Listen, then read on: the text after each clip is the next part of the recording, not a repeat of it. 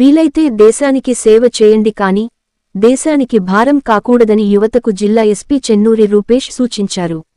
మాదక ద్రవ్యాల నిర్మూలనే లక్ష్యంగా నిర్వహించిన ఫ్రీడమ్ వాక్లో జిల్లా ఎస్పీ చెన్నూరి రూపేష్ ముఖ్య అతిథిగా పాల్గొన్నారు. సంగారెడ్డి పట్టణంలోని జిల్లా కలెక్టరేట్ నుండి కోర్టు కార్యాలయం వరకు యువతతో కలిసి 3 కిలోమీటర్ల ఫ్రీడమ్ వాక్ చేశారు. ఈ సందర్భంగా జిల్లా ఎస్పీ చెన్నూరి రూపేష్ మాట్లాడుతూ డ్రగ్ మహమ్మారిని తరిమికొట్టే ప్రక్రియలో భాగంగా జిల్లా పరిపాలన విభాగం, జిల్లా పోలీసు శాఖ మరియు సహార హాస్పిటల్స్ ఆధ్వర్యంలో నిర్వహించిన ఫ్రీడమ్ వాక్లో సంగారెడ్డి పట్టణ ప్రజలు, ఔత్సాహికులు మరియు యువత అధిక సంఖ్యలో పాల్గొని ఈ ఫ్రీడమ్ వాక్ను విజయవంతం చేసినందుకు కృతజ్ఞతలు తెలియజేశారు. అనంతరం వారు యువతను ఉద్దేశించి మాట్లాడుతూ యువత ఎక్కువగా చెడు మార్గంలో నడవడానికి ప్రధాన కారణం సినిమాలేనని, సినిమా చూపించే చెడుకు ప్రభావితం కాకుండా దానిలోని నీతిని గుర్తించాలన్నారు. ఒక వ్యక్తి జీవితంలో మొదటి 25 సంవత్సరాలు చాలా కీలకమని, కష్టపడి చదివి గోల్స్ను నెరవేర్చుకున్నట్లయితే జీవితం చాలా అందంగా ఉంటుందన్నారు. గుట్కా, సిగరెట్ వంటి వాటికి బానిసలైతే సర్వస్వం కోల్పోవాల్సి వస్తుందన్నారు. యువత చెడు వ్యసనాలకు దూరంగా ఉండాలని, మన తల్లిదండ్రులు మనపై పెట్టుకున్న నమ్మకాన్ని వమ్ము చేయకుండా కష్టపడి చదివితే ఉన్నత శిఖరాలను అధిరోహించగలరన్నారు.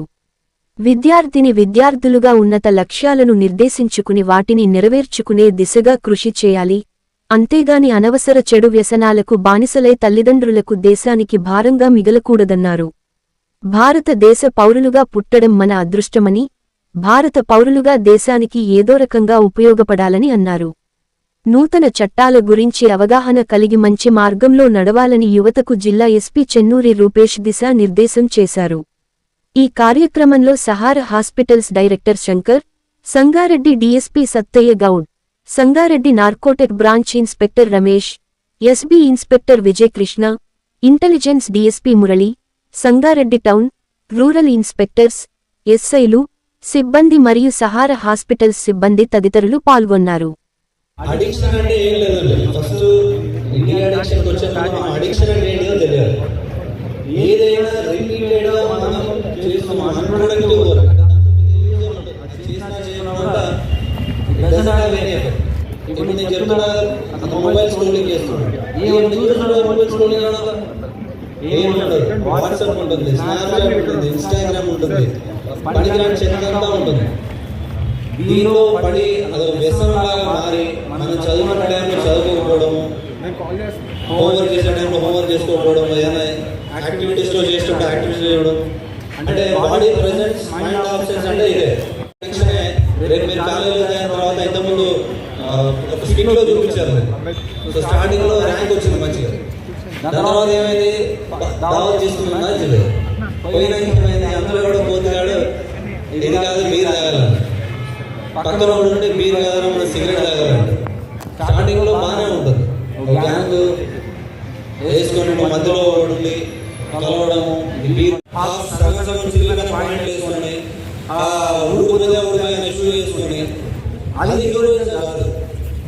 హీరోయిజం అంటే లైఫ్లో నువ్వు సెటిల్ అయ్యి నువ్వు చెప్పే మాటకి ఒక 10 మంది వాల్యూ ఇస్తున్నారు, నీ వల్ల ఒక 10 మందికి నిలబడుతున్నాయంటే దట్ ఈస్ హీరోయిజం.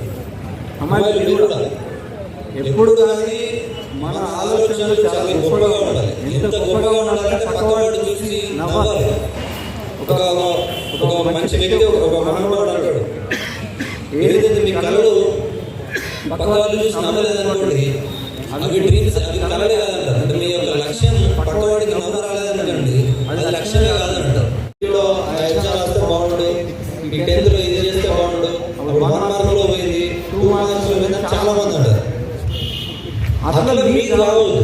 అంటే మనకున్న టైంలో 10th క్లాస్లో బాగా చదువుతుంటే ఇంటర్లో మంచిగా చదవచ్చు, ఇంటర్లో 3 గంటలు ఎక్కువ చదివితే డిగ్రీలో మంచిగా చదవచ్చు, లేకుంటే ఇంటర్లో కొంచెం చదివితే మంచి ర్యాంకింగ్ పోవచ్చు.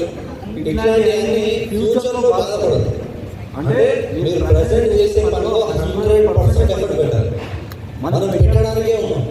మన తల్లిదండ్రులు ఎంతో కష్టపడి మనకి ఈరోజు మనం పడుకోవడానికి పైన ఒక రూమ్ ఉంది, తినడానికి 3 పూటల తిండి దొరుకుతుంది, నడవడానికి కాళ్ళు చేతులు ఉన్నాయి అంటే వీఆర్ సో బ్లెస్డ్. ప్రపంచంలో చాలా మంది కంటే మనం చాలా మంచిగా ఉన్నాం. African countries, but is it A heroism?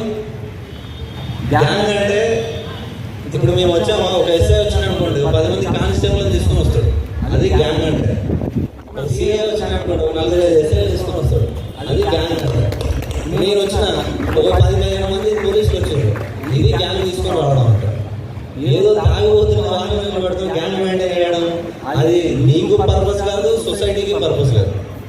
So please try to understand. And ఈ టైంలో అంటే ఏ టైంలో చేయాల్సిన ఆ టైంలో చేయాలి. అంటే మీరు ఈ టైంలో చదువుకోవాలి, ఎక్స్ట్రా కరికులర్ యాక్టివిటీస్ చేయాలి, అలాగే కెరీర్లో ఏం చేయాలి, నెక్స్ట్ ఇంటర్